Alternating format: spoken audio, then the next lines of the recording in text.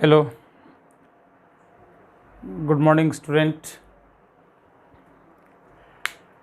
जैसा कि हम 2-3 दिन से लगातार कोशिश कर रहे हैं कि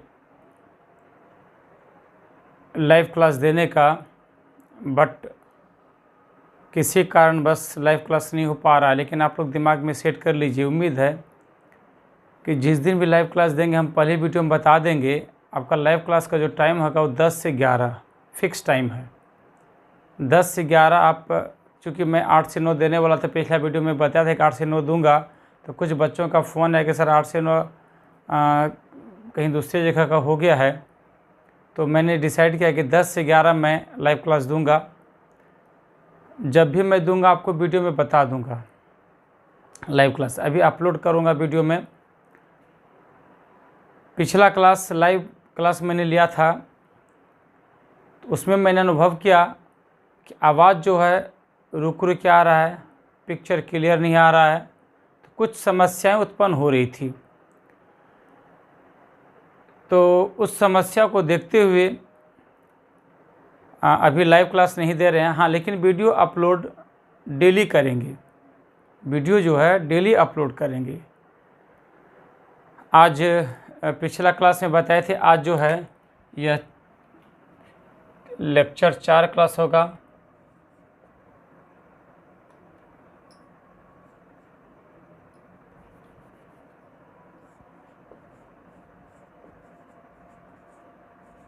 लेक्चर 4 होगा और आज तारीख हो गया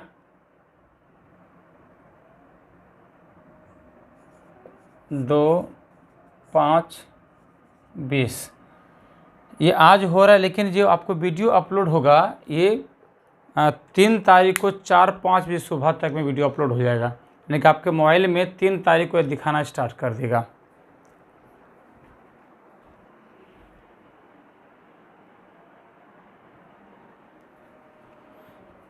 ये इलेक्ट्रिक करंट का 4th क्लास है।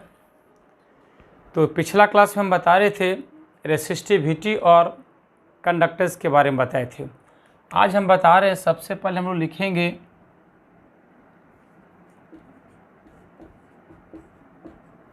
जय गुरु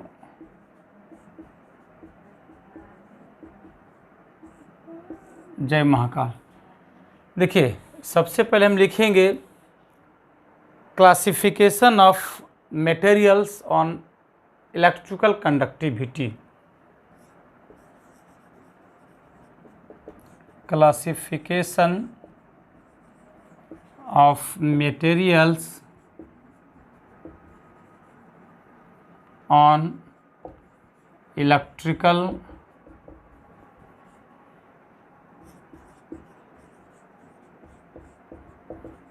कंडक्टिविटी। इसका हिंदी होता है विद्युत चालकता के आधार पर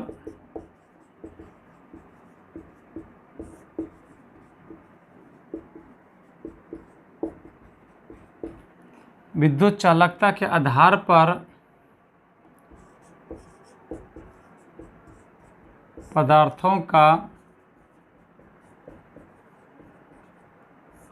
वर्गीकरण। यानी कि विद्युत चालकता के आधार पर पदार्थ को कितने भागों में बांटा गया है। तो हम लोग जान लीजिए कि विद्युत चालकता के आधार पर पदार्थों को 3 भागों में बांटा गया है। कौन कौन? तो पहला नंबर है इंसुलेटर, विद्युत रोधी,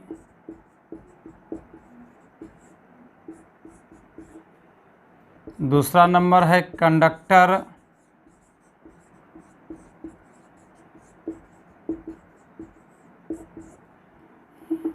चालक, और तीसरा नंबर है सेमी कंडक्टर।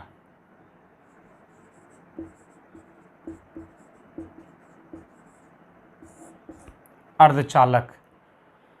यानी कि विद्युत चालकता के आधार पर पदार्थों को कितने भागों में बांटा गया है? 3 भागों में। कौन कौन? पहला नंबर है इंसुलेटर, दूसरा कंडक्टर और तीसरा सेमीकंडक्टर। ठीक है, तीनों को उतारो, इसका तीनों के बारे में हम बता रहे हैं।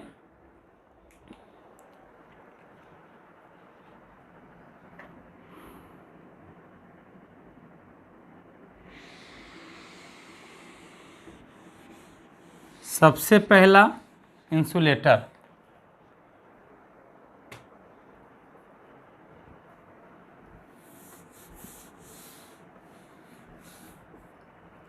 इंसुलेटर का परिभाषा हो जाता है हिंदी में वे पदार्थ जिसकी ऊष्मा चालकता लगभग नगण्य हो। नगण्य बोले तो नेग्लिजिबल, वो क्या कहलाता है? इंसुलेटर कहलाता है। इंग्लिश में क्या हो जाएगा? Those materials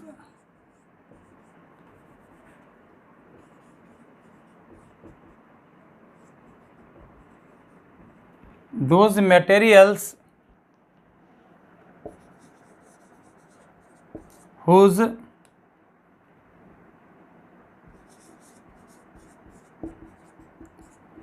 electrical conductivity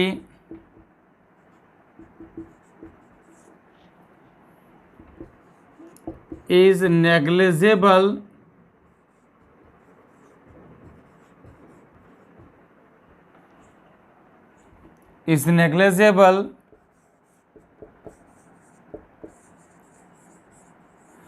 it is called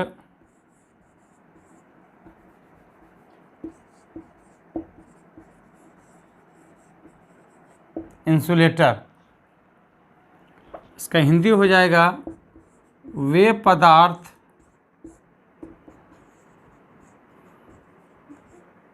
जिसकी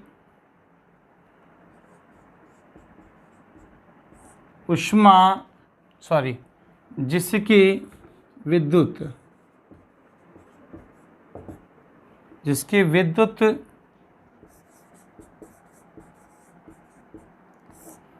चालकता नगण्य हो,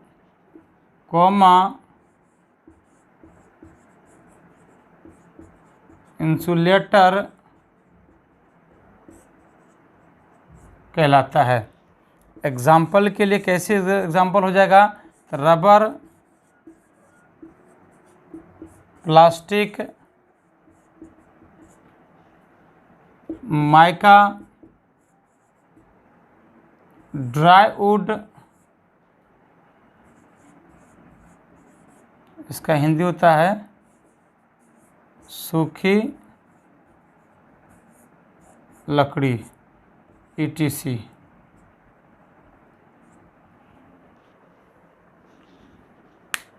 चलिए फटाफट उतारिएगा इसको।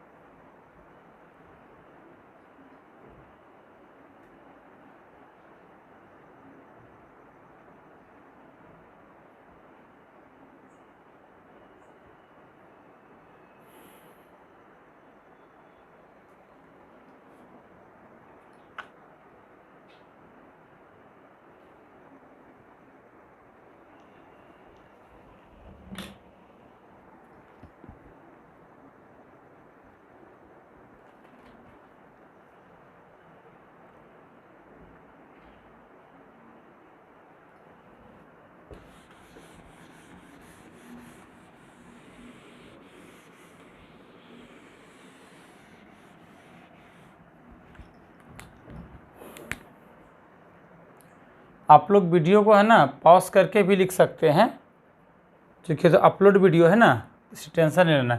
सेकंड नंबर है कंडक्टर।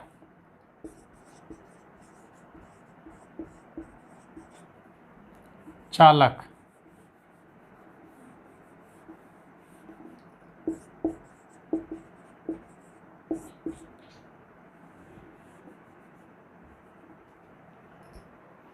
चालक चालक हो जाएगा वे पदार्थ जिसकी विद्युत चालकता बहुत अधिक हो, कंडक्टर कहलाता है। Those materials whose electrical conductivity is very high, it is called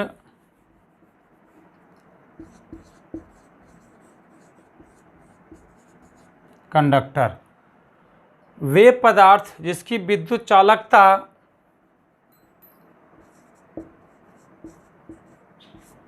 बहुत अधिक हो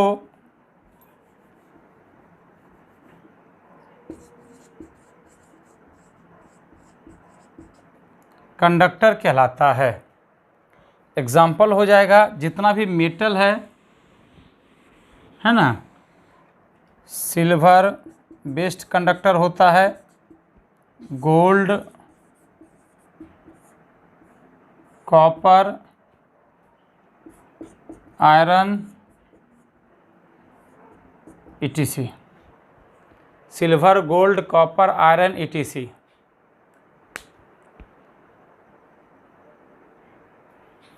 इसको उतारिए फटाफट।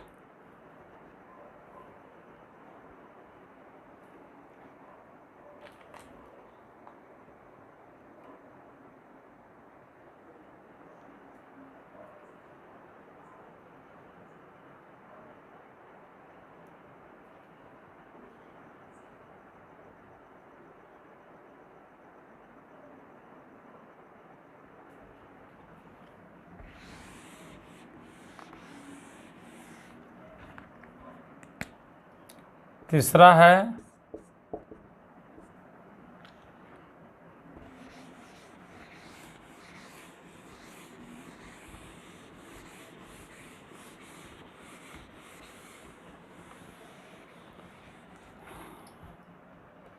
तीसरा नंबर है, ये आप लोग जो हैं फ्लुएंट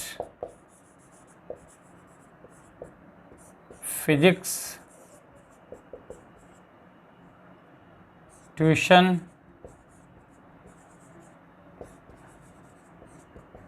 सेंटर।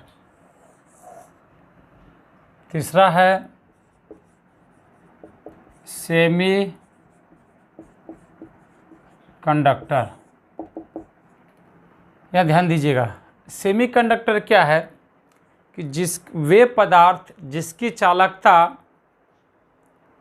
या विद्युत चालकता इंसुलेटर और कंडक्टर यानी कि चालक और विद्युत रोधी के बीच का हो, है ना, क्या कहलाएगा? Semi conductor. Those materials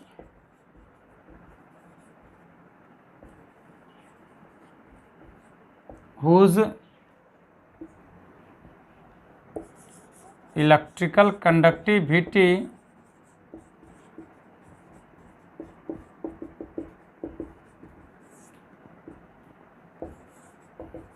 lies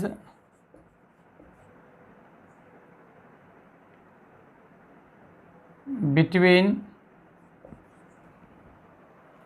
those materials whose conductivity lies between conductor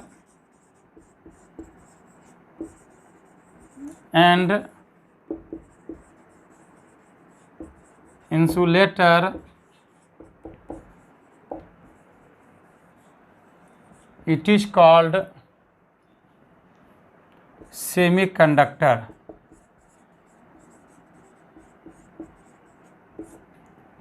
इसका हिंदी हो जाएगा, वे पदार्थ जिसकी विद्युत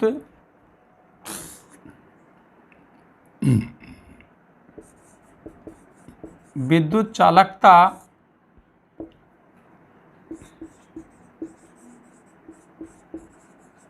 कंडक्टर एवं इंसुलेटर के बीच का हो,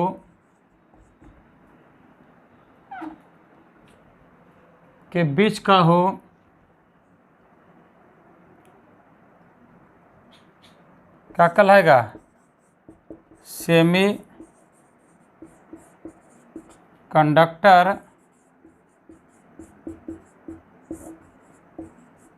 कहलाता है।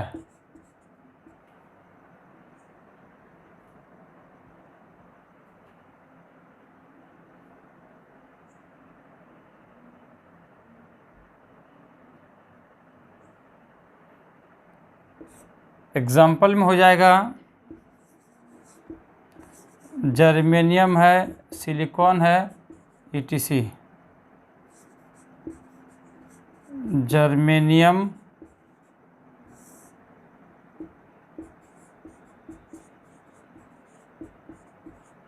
सिलिकॉन। जी जर्मेनियम हो गया, ऐसा ही सिलिकॉन हो गया। इसको तारीफ फटाफट थोड़ा सा देख लें। राइटिंग सही है ना? दिक्कत तो नहीं रहा राइटिंग में?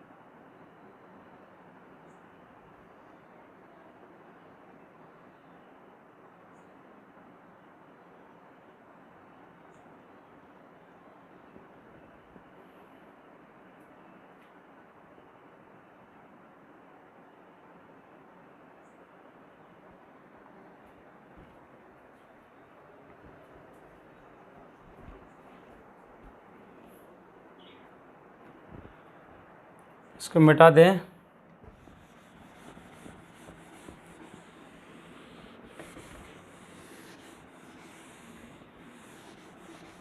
अभी थोड़ा सा एडजस्ट करना पड़ता है, धीरे धीरे सही हो जाएगा। अभी तो 3 ही क्लास हुआ है, आज चौथा क्लास है, और जब 8-10 क्लास हो जाएगा तो दिक्कत नहीं होगा, फिर हम लोग भी एक्सपर्ट हो जाएंगे। एक बार फिर से बता दें कि अगला क्वेश्चन है, ये 2 नंबर का क्वेश्चन पूछा जाता है, 2 मार्क्स का क्वेश्चन, ये 2 मार्क्स का क्वेश्चन पूछा जाता है। क्वेश्चन है व्हाट इज करेंट डेंसिटी?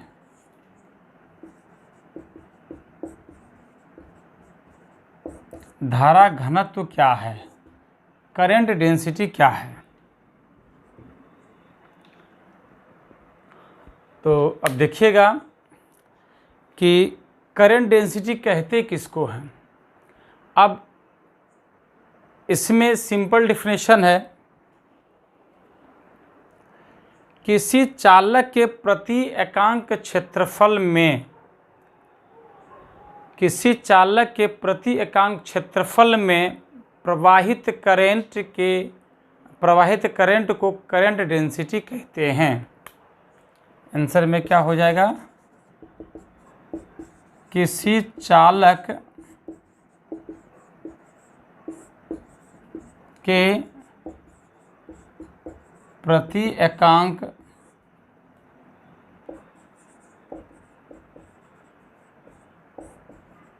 किसी चालक के प्रति एकांक क्षेत्रफल में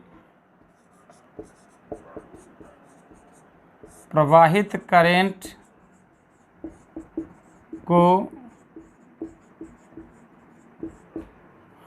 करंट डेंसिटी, धारा घनत्व कहते हैं। थोड़ा सा इंक कर लें, हिंदी मीडियम लिख लीजिएगा।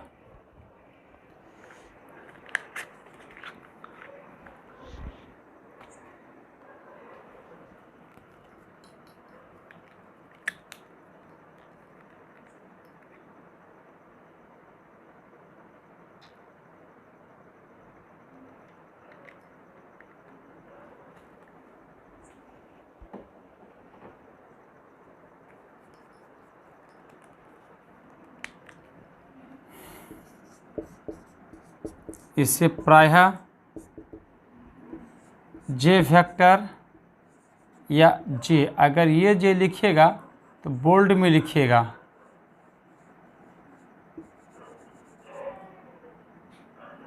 जे वेक्टर या जे से सूचित किया जाता है। इंग्लिश में हो जाएगा flowing current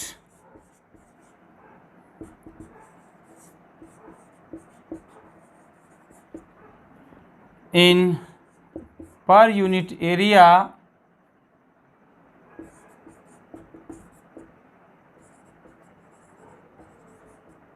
of conductor,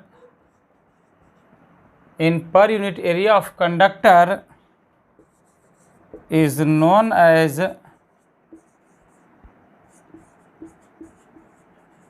current density. It is always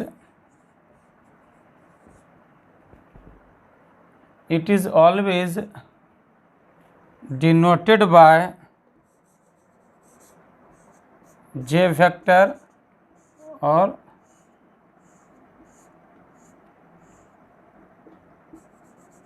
J। इसको फटाफट उतारिएगा तो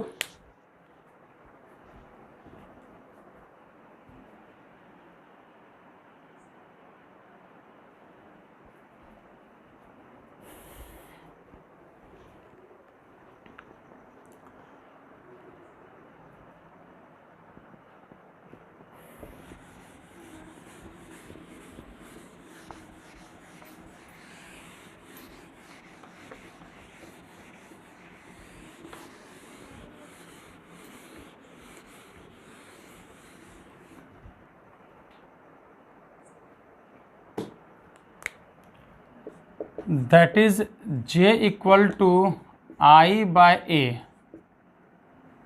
ठीक है, J क्या हो गया करंट डेंसिटी, I क्या हो गया इलेक्ट्रिक करंट, A क्या हो गया area.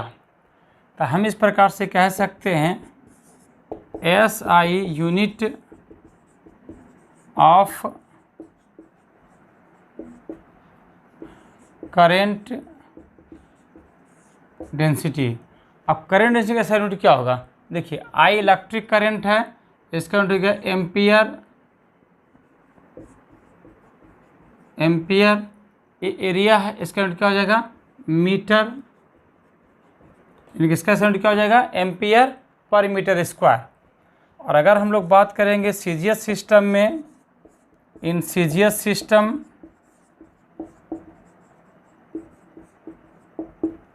It's unit is, CGS system अगर बात करें सिस्टम इसका मात्रक हो जाएगा stat ampere centimetre square, stat ampere by centimetre square. यह कौन राशि है, तो it is a vector quantity. Vector बोले तो सदिश राशि। फिर अगर हम लोग बात करेंगे इट्स डायमेंशन फार्मूला,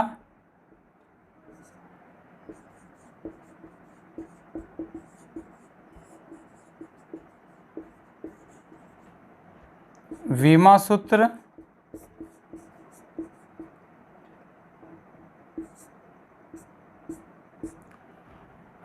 अगर उसका डायमेंशन फॉर्मूला की बात करेंगे तो हम लोग लिखेंगे,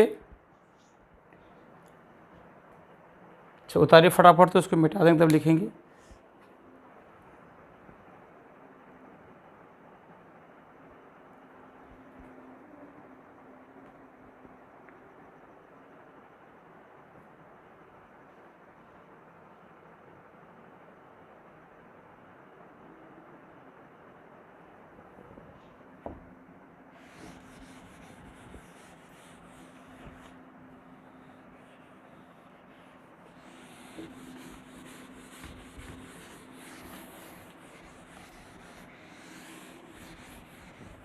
डायमेंशन फार्मूला हो जाएगा एज वी नो दैट, जैसा हम लोग जानते हैं क्या, जे बराबर I by J, I electric current इसका डायमेंशन ए आई हो गया, ए एरिया है इसका डायमेंशन क्या हो जाएगा, मीटर का L2 हो जाएगा, नीचे से ऊपर कर देगा तो जे बराबर क्या हो जाएगा L-2I1।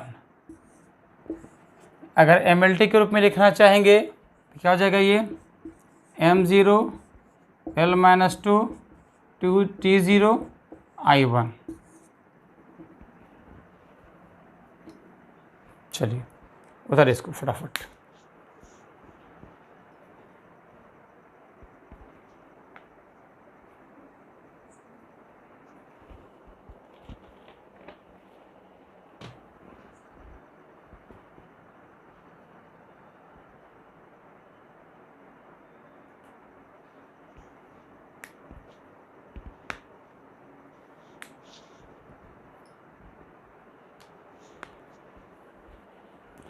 देखो बाबू, करंट डेंसिटी हो सकता है कि आप लोगों को 2021 में पूछा जा सकता है, उसको आप लोग बढ़िया से याद कर लीजिएगा, बढ़िया से पढ़ लीजिएगा। अगर दिक्कत हो तो आप फ़ोन भी पूछ सकते हैं, दिक्कत तो होनी नहीं चाहिए।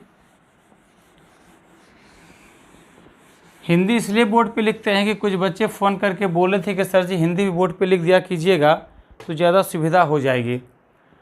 एक बार फिर से बोलना चाहेंगे कि जो भी बच्चे चैनल सब्सक्राइब नहीं किए हैं वो सब्सक्राइब ज़रूर कर लीजिएगा, और बगल में क्या कहते हैं, कौन घंटी कहते हो, घंटी दबा दीजिएगा। उससे क्या होगा, जैसे कोई वीडियो डालेंगे तो आपको नोटिफिकेशन मैसेज पहुंच जाएगा तुरंत। और मैंने जैसा पहले बोला था कि अब वीडियो जो है डेली आप लोग को वीडियो अपलोड होगा, डेली वीडियो मोबाइल पर मिलेगा। या चौथा वीडियो है, चौथा क्लास है, लेक्चर 4 लिख दिए हैं। अब जब भी क्लास अप टू डेट करेंगे उसमें हम लोग डेट लिखते जाएंगे, लेक्चर 4 लेक्चर 3 जो भी होगा वो लिखते जाएंगे। तो आप लोग अपना देख लीजिए, पढ़ते चलिए। और सभी बच्चों को, जो भी बच्चे नहीं पहुंच पा रहे हैं, नहीं जान पा रहे हैं, सबको बता दीजिए। और जो भी हमारे पुराने स्टूडेंट हैं वो भी चैनल को सब्सक्राइब कर लीजिए, लाइक कर लीजिए अगर अच्छा लगता है तब, बाकी तो फिर चलिए। उसके बाद है ग्रुपिंग ऑफ रेसिस्टर्स।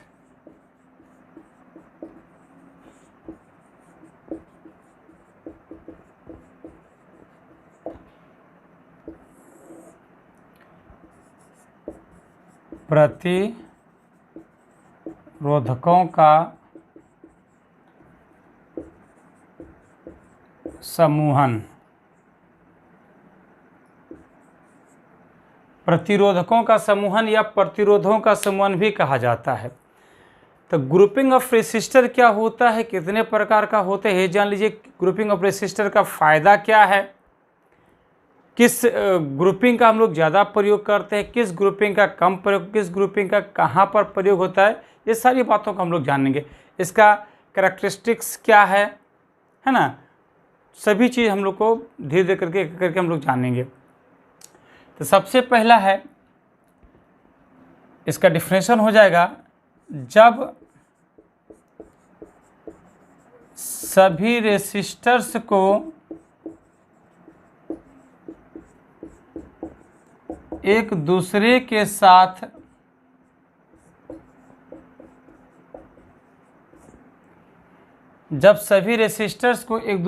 साथ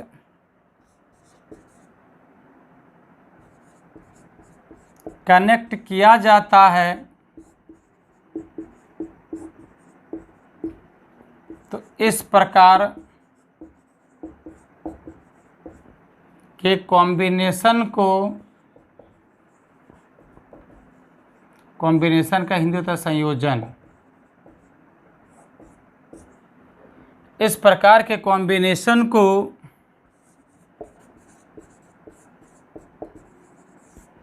grouping of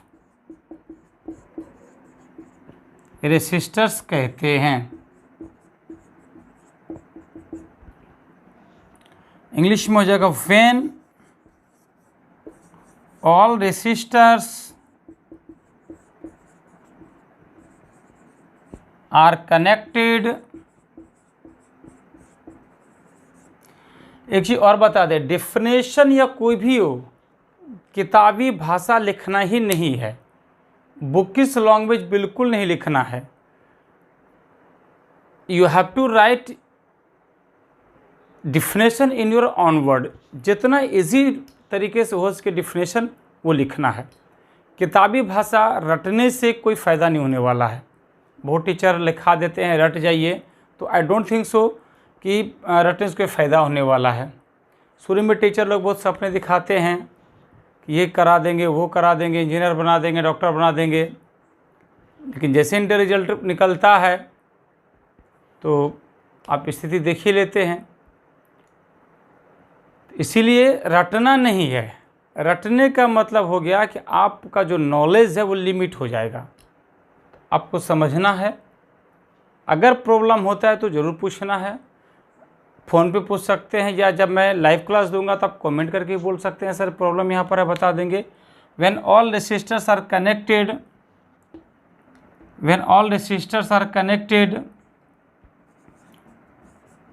with each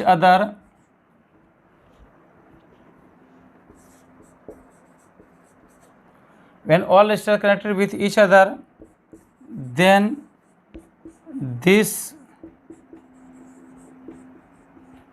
type of combination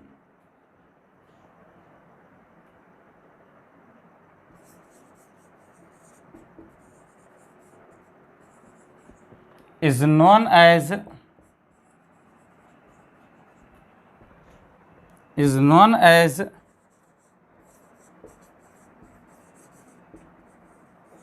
grouping of resistors। ये कितने प्रकार का होता है? 2 प्रकार का होता है। पहला नंबर क्या लिखेंगे? In series. सेकेंड नंबर क्या लिखेंगे? इन PARALLEL, श्रेणी क्रम में और समानांतर क्रम में। पहला नंबर क्या है? सीरीज में। दूसरा नंबर क्या है? समानांतर क्रम में। इसको उतारिए फटाफट जल्दी से। तो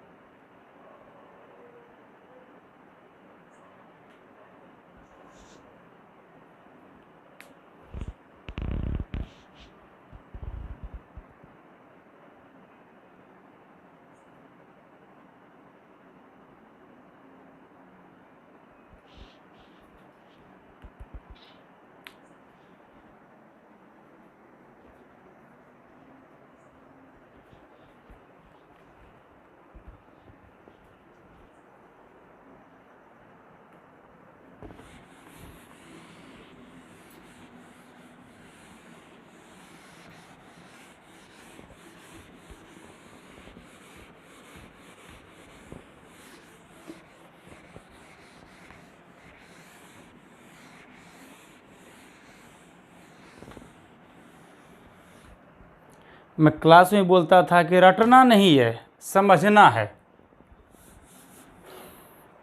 हाँ, पहला नंबर, फर्स्ट नंबर क्या है? In series. अब देखिए श्रेणी क्रम में,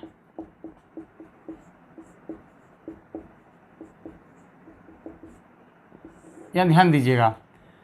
श्रेणी क्रम का मतलब हो गया जब पहले रेसिस्टर को दूसरे के साथ, दूसरे रेसिस्टर को तीसरे के साथ, तीसरे रेसिस्टर को चौथे के साथ, और इसी क्रम में जब आगे के सभी रेसिस्टर को जोड़ा जाता है तो इस प्रकार के जो कॉम्बिनेशन होता है वो grouping of resistor in series कहलाता है। क्या हो जाएगा, जब पहले रेसिस्टर को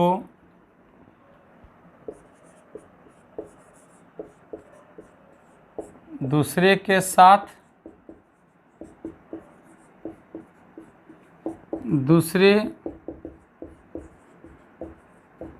रेसिस्टर को तीसरे के साथ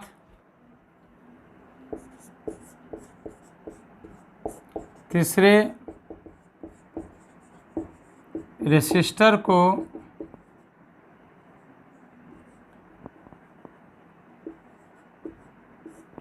चौथे के साथ, ठीक है। और इसी क्रम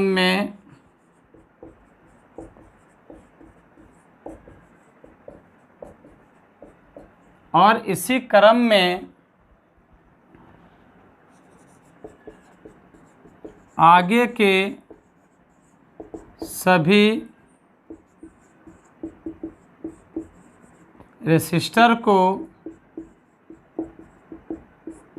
जोड़ा जाता है। तो इस प्रकार के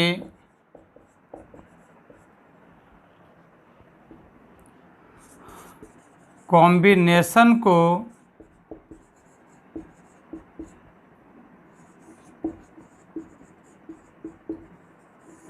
grouping of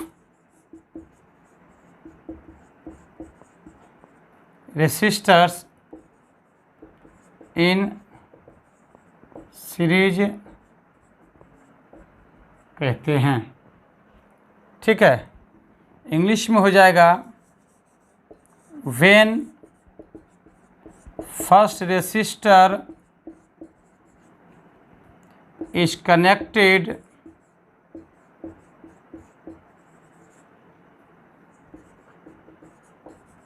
with second resistor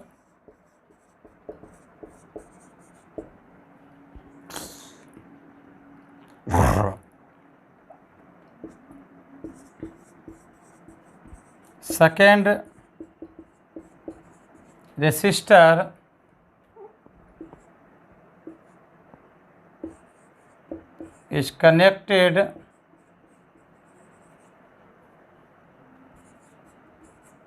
with third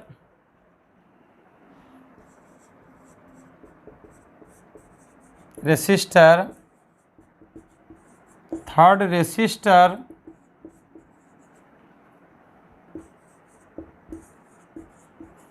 is connected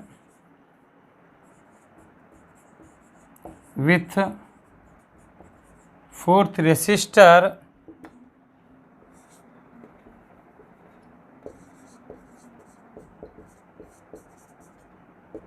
and so on.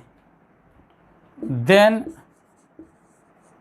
this type of combination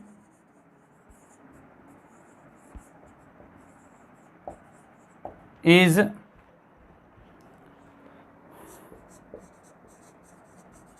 known as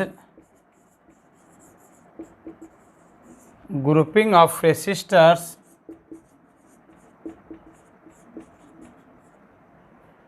in series. चलिए इसको फटाफट उतारिएगा, तो इसको जल्दी से फटाफट उतार लीजिएगा।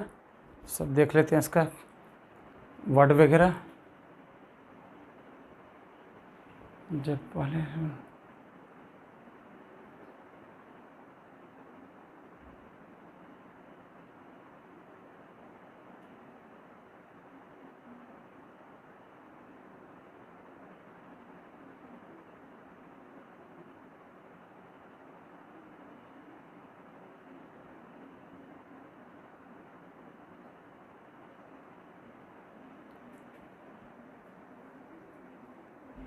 चलिए देखिए, अब इसका कैलकुलेशन कैसे निकालेंगे, फिगर में इसको कैसे दिखाएंगे।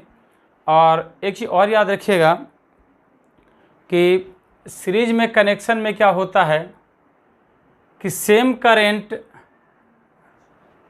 सभी रेसिस्टर में फ्लो होता है। लास्ट में लिखा देंगे पहला नंबर। दूसरा नंबर क्या है, अगर किसी एक रेसिस्टर गड़बड़ हो गया या उसमें करंट फ्लो नहीं हो रहा तो उसके आगे जितना भी रेसिस्टर है कहीं पर करंट फ्लो नहीं होगा या कहीं से करंट क्रॉस नहीं करेगी। इसका ध्यान देखिएगा, समझना है थोड़ा सा।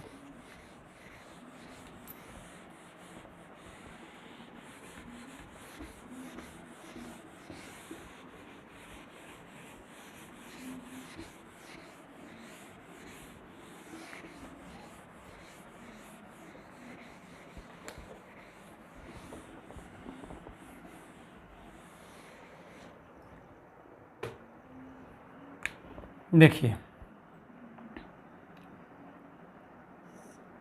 मान लेते हैं एक रेसिस्टर है, दूसरा है, तीसरा है।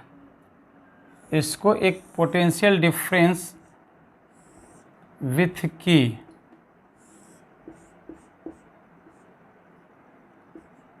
के साथ कनेक्ट कर दिया जाता है। थोड़ा सा फिगर देखें, ठीक है, कनेक्ट कर दिया जाता है। अब यहाँ ध्यान दीजिएगा, इसको मान लीजिए पहला रेसिस्टर को R1, इसको R2 और इसको R3। पोटेंशियल डिफरेंस V हो गया। इसमें करंट I जो भी, जैसा आपको हम बताए कि करंट I जो होता है वो सेम रहता है सभी। That mean we can say that current I is constant in series. Series में करंट I क्या होगा, कांस्टेंट। पोटेंशियल डिफरेंस जो होगा पहला वाला पे V1 के रूप में बढ़ जाएगा, दूसरा वाला पे V2 के रूप में और तीसरा वाला पे V3 के रूप में बढ़ जाता है। पोटेंशियल डिफरेंस V जो है तीनों पर बढ़ जाता है। दैट इज, यहाँ पर इस फिगर के नीचे लिखेंगे, माना कि R1, R2 एंड R3 तीन रेसिस्टर है,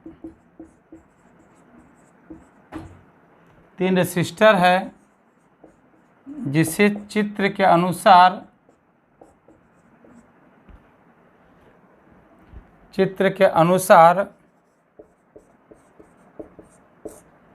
सीरीज में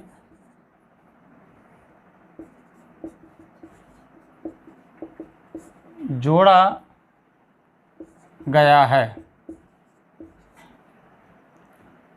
सीरीज में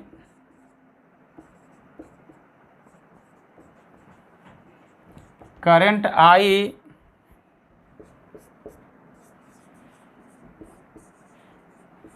कांस्टेंट रहता है, जबकि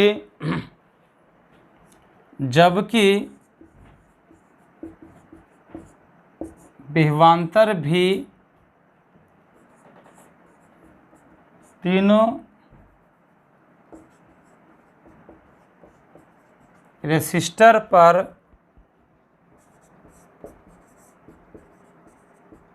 क्रमशः V1,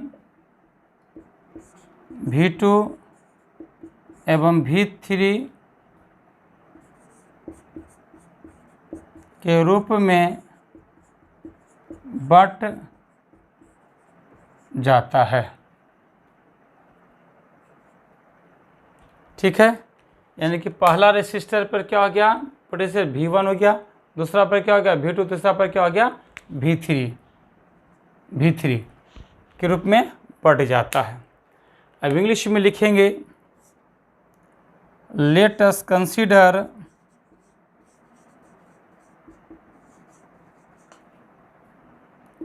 R1, R2 and R3 are the three resistors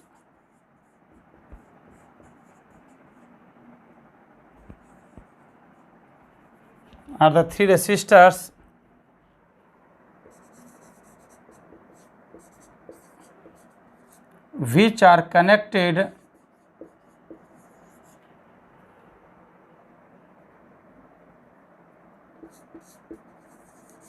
in series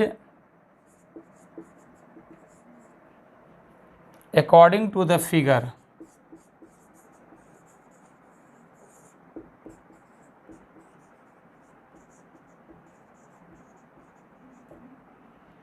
According to the figure. इसको उतार लीजिए, फटाफट मिटा देंगे। फिगर अभी रहने दे रहे हैं क्योंकि फिगर की आवश्यकता है।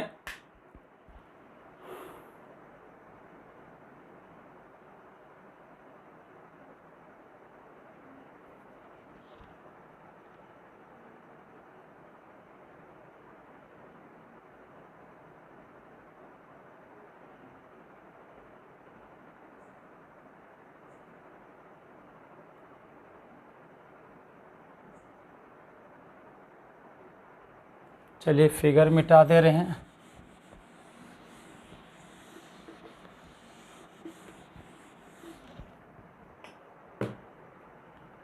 According to the figure, in series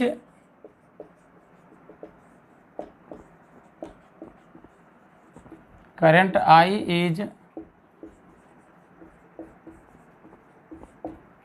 I is constant while potential difference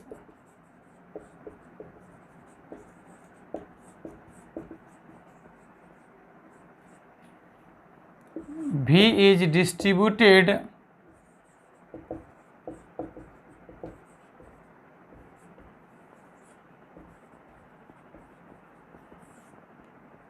among three resistors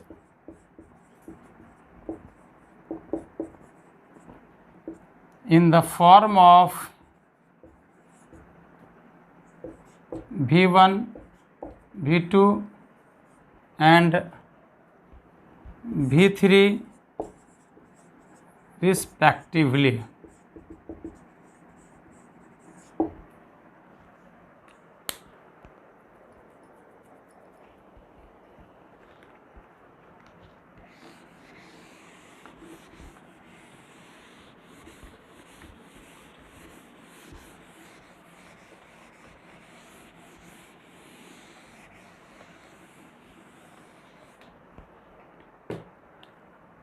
respectively that is हम लोग लिख सकते हैं कि पोटेंशियल डिफरेंस भी कितने भागों में बट रहा है, 3 भागों में। कौन कौन? V1, V2 और V3 के रूप में। इसको इक्वेशन मान लीजिए फर्स्ट। अब देखिए, नाउ अकॉर्डिंग टू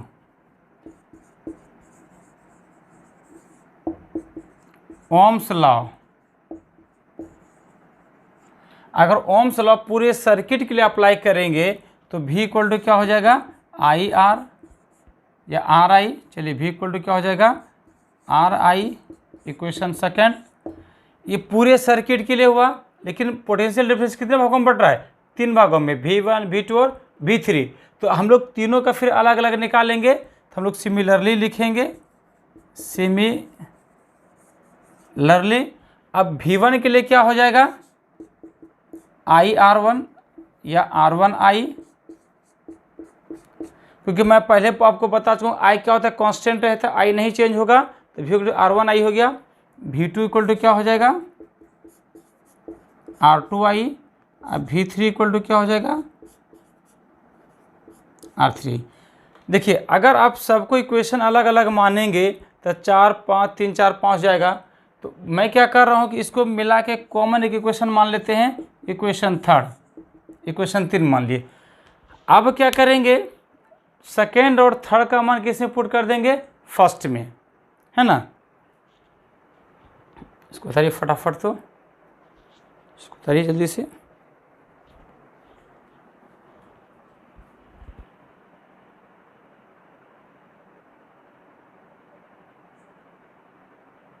चलिए, अच्छा ठीक है, वेरी गुड।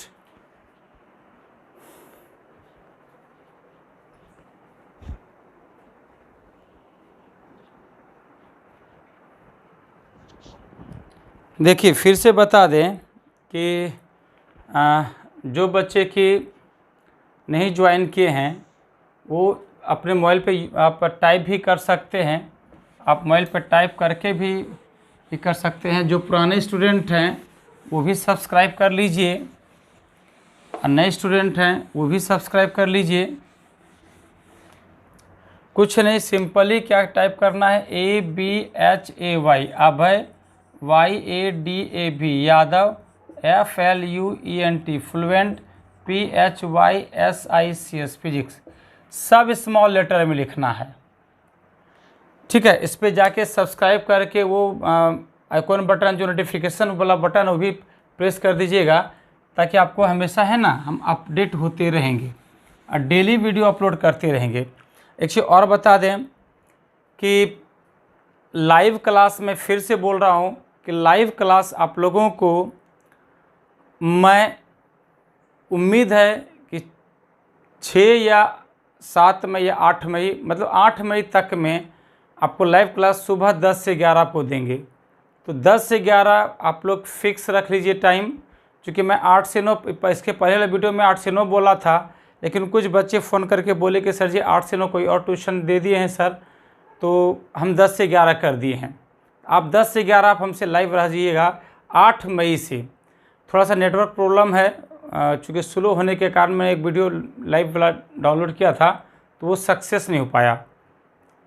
तो लाइव का कोशिश कर रहे हैं, तो जल्द ही लाइव क्लास भी देंगे, लेकिन अभी फ़िलहाल अभी आप लोग अपलोड वीडियो ही पढ़िए। लेकिन जब भी देंगे लाइव क्लास 10 से 11 देंगे, ये फिक्स आप टाइम एडजस्ट कर लीजिए। आप क्या करेंगे, हम लोग यूजिंग, ठीक है, क्या करेंगे, यूजिंग इक्वेशन किसको किसको, सेकेंड एंड किसको किसको, थर्ड को किस में पुट करेंगे, इन इक्वेशन फर्स्ट में पुट कर दीजिए। जैसे फर्स्ट में पुट कीजिएगा आपके पास क्या आ जाएगा, भी के जगह क्या लिखेंगे, RI, V1 के जगह क्या लिखेंगे, R1I, और V2 की क्या लिखेंगे, R2I, और क्या लिखेंगे V3 जगह R3I। तो RI आप ध्यान से देखिए, इसमें I कॉमन आ रहा है, I कॉमन इसका जगह R1 प्लस R2 प्लस क्या R3, ठीक है, I कैंसिल आउट हो गया, इसलिए R इक्वल टू क्या हो गया, R1 plus R2 plus R3।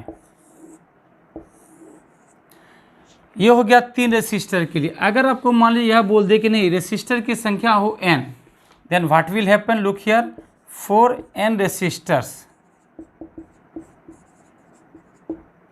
n resistor के लिए क्या हो जाएगा, RS का मतलब हो गया रेसिस्टेंस इन सीरीज, RS का मतलब क्या, रेसिस्टेंस इन सीरीज। ये क्या हो जाएगा, R1 plus R2 plus R3 plus कहाँ तक, Rn तक। इन शॉर्ट फॉर्म इसको लिख सकते हैं RS equal to summation RI, I का मान कहाँ से कहाँ तक, 1 से लेके n तक।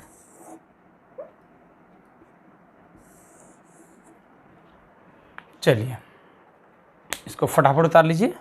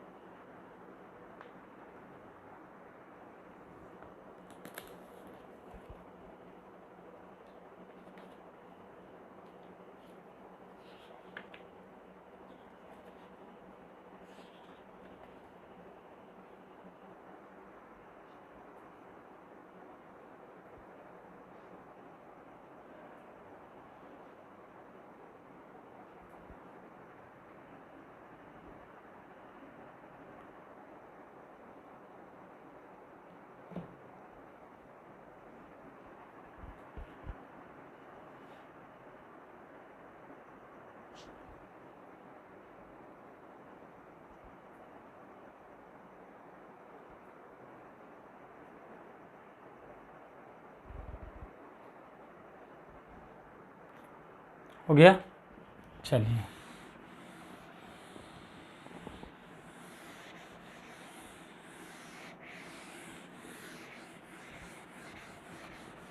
स्टार से के लिख लेंगे the current in each resistor is same। Hindi हो जाएगा प्रत्येक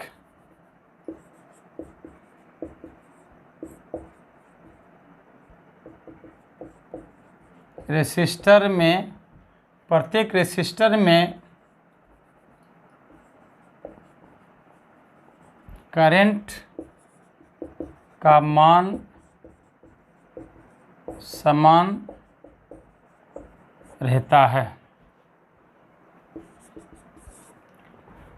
the current in each resistor is same, प्रत्येक करंट किसका मान क्या होता है, समान रहता है।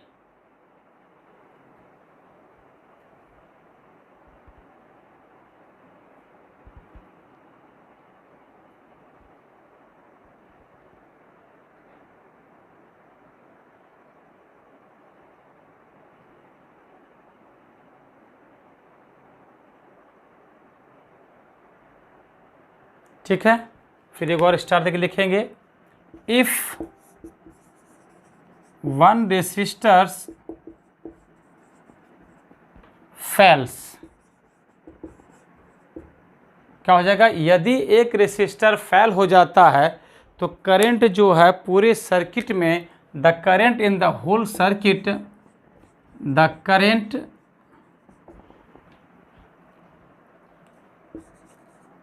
in the whole circuit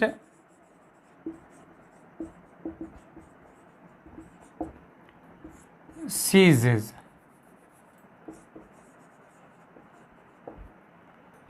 क्या हो जाएगा, यदि एक रेसिस्टर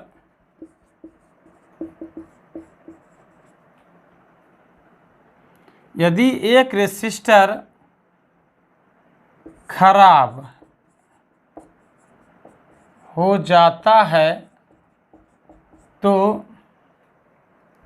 पूरे सर्किट में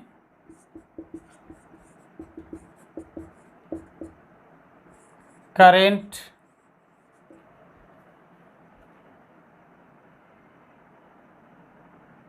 रुक जाता है, या कभी करंट का फ्लो जो होता है वह नहीं होता है। ये सीरीज में था, अब कल हम आपको बताएंगे पैरेलल में, कल और बताएंगे कार्बन रेसिस्टर, कल ही बताएंगे कार्बन रेसिस्टर, कार्बन प्रतिरोधक, जो अक्सर क्वेश्चन 2 नंबर का 1 नंबर का 100% पूछा जाएगा। यह क्वेश्चन आप इसको आउट मान लीजिए, 100% क्वेश्चन इसको आउट मान लीजिए, या तो ऑब्जेक्टिव में रहेगा या 2 नंबर में रहेगा, लेकिन रहेगा ज़रूर। ठीक है, तब तक के लिए धन्यवाद, ओके, बाय बाय। फिर से एक बार बोलना चाहेंगे कि सही बच्चे सब्सक्राइब जरूर कर लीजिएगा चैनल को, और गुड नाइट।